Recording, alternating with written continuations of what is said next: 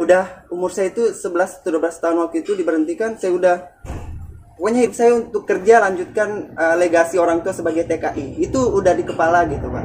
Itu saya sudah sakit hati gitu. Oke, nggak ada pendidikan lagi. Ngapain lah, gue mau sekolah nggak boleh gitu. Betul, saya nggak, pokoknya saya udah sakit hati. Tak payah lah kalau tak payah. Hai, welcome to Big Deal. Big Deal. Big Deal.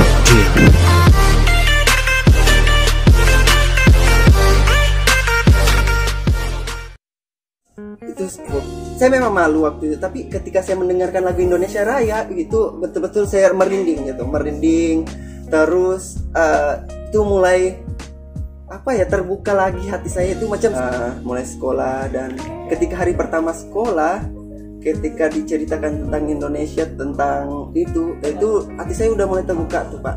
Dan saya masih ingat cerita lucu pelajaran pertama matematika, itu hujan. Itu gurunya langsung belajar pecahan. Ditanya lah iya masih Pak Suganda. Itu kelas biasa, berarti dia sangat menginspirasi kamu ya. Iya, maksudnya sangat orang paling ini. Kalau nggak mungkin dia paksa balik-balik ke rumah, saya nggak mungkin berada di sini gitu. Terus hujan belajar matematika, ditanya lah ini kamu, ditanya semuanya sekelas, kamu tahu pecahan apa saja gitu? Semuanya diam nih, krik semua sekelas. Ya udah, pokoknya ditanya terus nggak ada yang mau jawab, jadi saya angkat tangan berani gitu, sama berani matematika. Terus saya lihat mata saya, pecahan, air nih. Saya bilang lah pecahan air Pak. Ketawa sekelas gitu Pak. Mulai dari situlah. Pecahan air itu maksudnya pecahan air gitu? Iya benar. Pecah, gitu. Iya benar. Itu interpretasi saya gitu. Mulai dari situ saya penasaran nih, karena saya diketawakan sekelas. Mulai dari itu saya bilang, oke, nggak apa-apa, kamu ketawakan saya, tapi saya janji saya akan jadi lulusan terbaik sekolah ini. Saya bilang, saya punya mimpi azam, karena saya itu diolok-olok gitu, alah gitu, pokoknya diketawakan sekelas. Kenapa pecahan air? Bapak guru pun mau ketawa tapi tahan gitu ya. Bilang nggak ada pecahan air. Pokoknya situ saya bilang, oke, nggak apa-apa, tunggu di akhir nanti. Saya bilang, sekarang nggak apa-apa, tunggu di akhir. Dan ya itulah permulaannya Pak. Jadi itu kamu sambil kerja? Sambil kerja. Kerjanya apa kalau ini? Oke, saya kerja di ladang itu. Saya udah mengerjakan hampir semua pekerjaan ladang. Dari menyabit buah belum, dari spray rumput, spray rumput, membunuh pupuk ya? Bukan, spray buat mematikan pestisida. Terus buang tabur bajak, pupuk, terus pungut biji, ambil biji, selasing, dibelok, pokoknya hampir semua. Dan saya masih ingat satu hal tentang kerja. Saya pernah kerja itu yang dibuat spray itu Pak. Saya itu seharian gendong ini kurang lebih 30 kilo atau berapa kilo itu sampai belakang sampai merah gitu, merah yang kayak sudah kena ini gitu. Dan umur saya itu masih bisa dikatakan masih muda gitu, masih belasan tahun. Itu saya kerja, dan hebatnya lagi meskipun begitu besoknya kamu paksakan diri sekolah? Bukan, saya paksakan untuk kerja lagi gitu. Nah, poinnya adalah ternyata hidup itu sangat keras gitu buat kami, sangat keras. Saya merasakan hidup itu keras sekali. Dari kecil memang udah keras, apalagi ditambah dengan sekolah itu, sorenya sekolah, tambah jam tidur saya berkurang. Terus saya membantu orang tua jualan juga Pak. Jadi biasanya saya pagi-pagi bantu orang tua bikin kue dulu, terus bawa ke blok, terus pulang lagi ke sekolah langsung. Simat tidur saya itu berapa jam sehari untuk seharinya, dan itu berjalan selama 3 tahun Pak. Kamu sekolah sambil kerja, itu kalau boleh tahu dulu dapat berapa ringgit? Biasa kalau pungut biji itu masih 1 ringgit dulunya. 1 ringgit satu karung. Karung itu 30 berapa kilo ya? Satu karung kamu kumpulin 1 karung, kamu dapat 1 ringgit. Kalau di rupiah mungkin 3.500. Seharinya saya biasanya dapat 10 karung. Kalau bisa kumpulkan sampai 10 karung, berarti 10 ringgit. 10 ringgit satu hari. Juga sih ya, lumayan juga ya. Tapi untuk umur segitu lumayan maksudnya bisa balik. Dan itu untuk bantu orang tua juga. Ya benar, saya bukan anak yang terbaik, tapi saya selalu mau menjadi yang terbaik gitu dari saudara-saudara saya. Saya setiap gaji saya tidak pernah mengambil uang saya kasih semua orang tua. Itu kalau menurut saya itu efek sedekah kamu. Benar Pak, saya tidak pernah pun bilang untuk meminta balik. Saya kasih semua uang saya ke orang tua, uang jualan semua saya kasih. Dan kalaupun ada orang tua kasih saya 50 ringgit, 150 ribu per bulan untuk saya belanja lah untuk saya bohong, itu kesalahan saya bohong sama orang tua, saya belanja uang itu. Tapi Bapak tahu tidak uang itu saya apakan? Saya tabung, saya simpan di atap. Kamu bohong ke orang tua. Kamu jajanin uang. Iya benar, 50 ringgit itu ya beli apalah. Padahal kamu simpan. Saya simpan di atap. Itu selamat di atap. Karena itu aman, yang paling aman. Kalau ketahuan dimarahin. Kalau ketahuan iya enggak ya. Kamu udah ngomong, kamu jajanin. Benar. Terus saya simpan di atas, saya beli tin biskuit. Bapak masih ingat tin biskuit? Biskuit. Karena tin biskuit, kaleng biskuit. Itu saya simpan biar tidak dimakan tikus. Itu saya simpan mulai itu sebenarnya saya mulai menabungin 50 ringgit itu sejak tahun 2 tahun sebelum saya sekolah SMP itu saya menabung 50 sampai akhirnya saya bisa beli laptop sendiri, beli handphone sendiri ya dari situ. Lumayan juga sih. Dan itu saya pakai uang itu juga saya pakai buat tes beasiswa dan lain, karena saya tahu bahwa orang tua saya, karena kami banyak bersaudara nih Pak, saudara banyak dan kebetulan juga ketiga. Banyak saudara, banyak kebutuhan yang harus ini. Saya tahu orang tua ketika saya suatu hari nanti butuh apa, saya mungkin sulit untuk meminta sama orang tua. Saya bukan orang yang suka minta-minta gitu, sama orang tua gitu. Apapun yang saya maukan tuh saya harus usaha. Dan itu uang yang saya tabung saya bisa beli handphone, beli laptop, tes beasiswa, tes itu sana itu pakai uang yang saya tabung. Luar biasa ya. Jadi kamu emang udah dari awal gak ngerepotin orang tua, walaupun umur kamu sebenarnya masih dalam tanggung orang tua. Benar. Dan kamu, ini kayaknya poin pentingnya salah satu, efek sedekah kamu itu berlipat. Benar Pak, saya merasakan itu. Efek sedekah kamu itu berlipat. Nah berarti kamu ikut CLC itu tingkat SMP kan? Dan begitu SMP nih, banyak yang kalau teman waktu saya ngajar juga, banyak yang SMP itu selesai. Habis SMP, CLC selesai, untuk masuk SMA di Malaysia susah juga kan. Terus kalau kamu gimana? Udah lulus CLC itu, kalau teman-teman ya udah balik lagi dia kerja lagi atau apa, dan apa yang terjadi pada kamu? Oke. Kalau bisa jujur, saya waktu SMP itu saya nggak punya beban untuk pulang ke Indonesia awalnya, karena kan saya memang balik lagi kepada apa yang saya pikirkan sebelumnya gitu. Maksudnya ya stigma orang-orang bahwa kamu anak TKI kamu nggak boleh kemana-mana, yaitu stigma yang sudah membudaya gitu ya. Kamu anak TKI, kamu orang tua kamu siapa, itu kamu akan menjadi itu. Tapi ketika yang mulai mungkin efek yang Bapak bilang efek sedekah dan lain itu, banyak jalan yang terbuka gitu, banyak jalan. Dan efek yang saya bilang tadi, saya diketawakan karena salah itu tertanam. Saya harus menjadi lulusan terbaik. Nah, berkaitan sama tadi, kenapa saya bisa di sini, bisa ini pas kelulusan, ajaibnya lulusan SMP beasiswa yang dibuka khusus untuk laki-laki muslim. Otomatis yang perempuan enggak ini saingannya yang perempuan nih. Ya.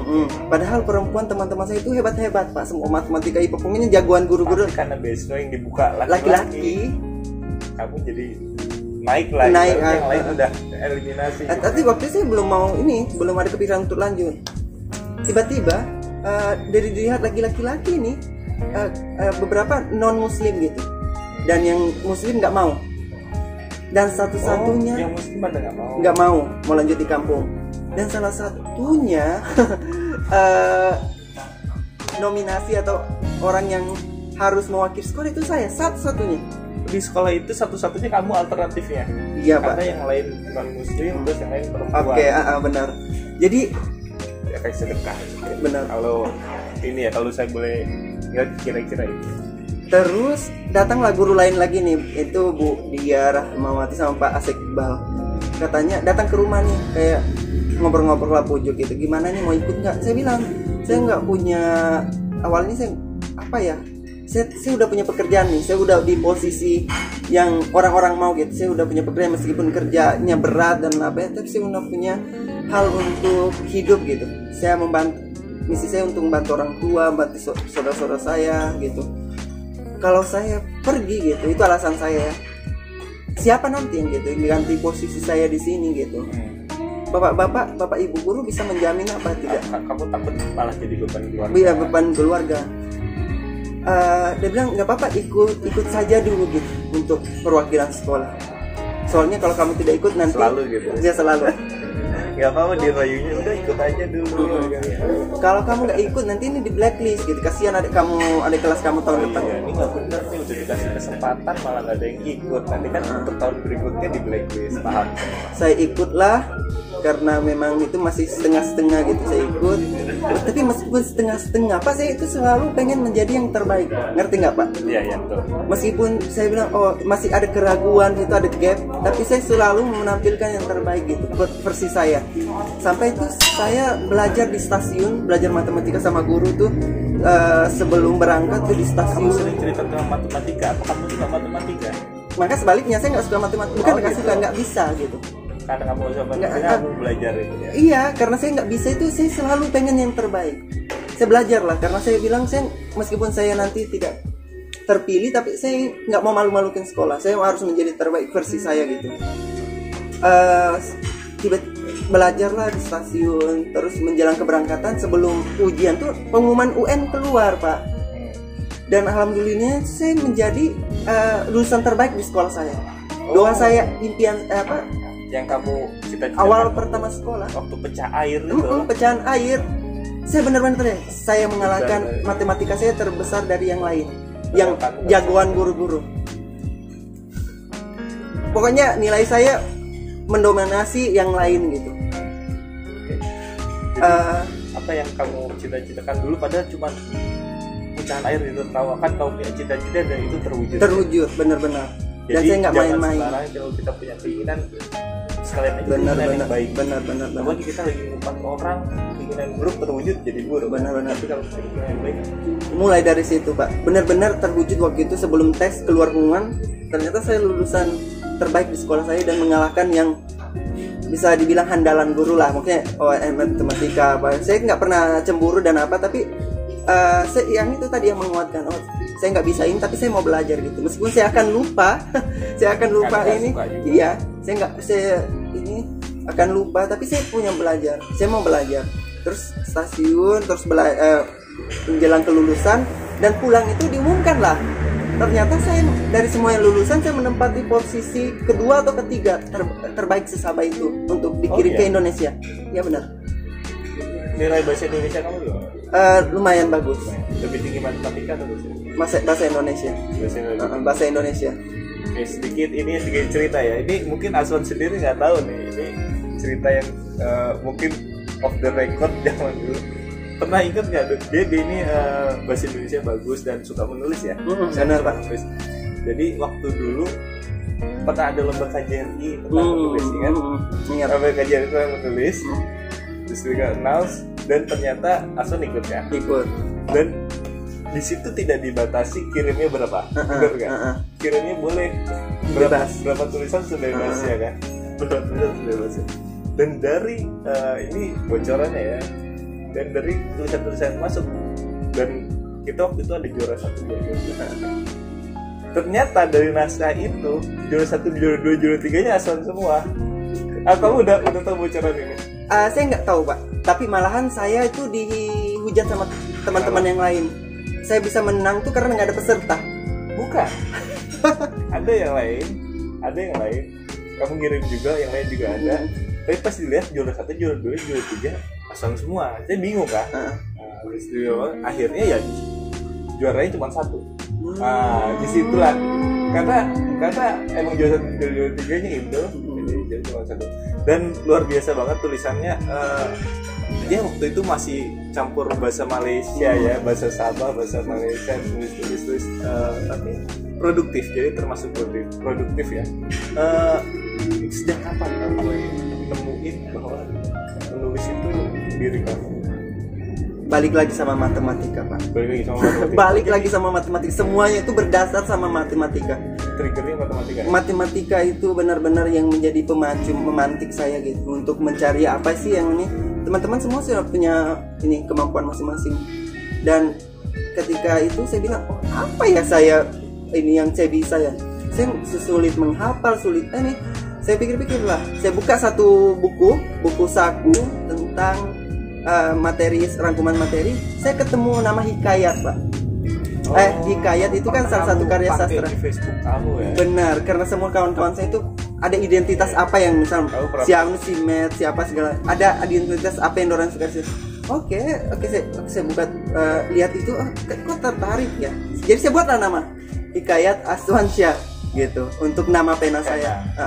Dan itu mulai dari situlah saya sukai bahasa Indonesia. Oh ternyata mungkin matematikanya dari mana? Katanya ada hubungan sama matematika. Iya, gara-gara itu tadi Pak, dari kawan-kawan saya bikin nama-nama gitu, dari nama-nama misalnya si Met gitu, siapa gitu. Oh, dari nama-nama matematika gitu. Lain. Jadi saya bilang saya harus kamu juga mau juga dong punya nama-nama kayak keren-keren gitu, alias-alias. Dan kamu temunya Hikayat. Dan saya melihat kawan-kawan saya sudah banyak ini pintar-pintar MTK dan lain-lain sebagainya macam.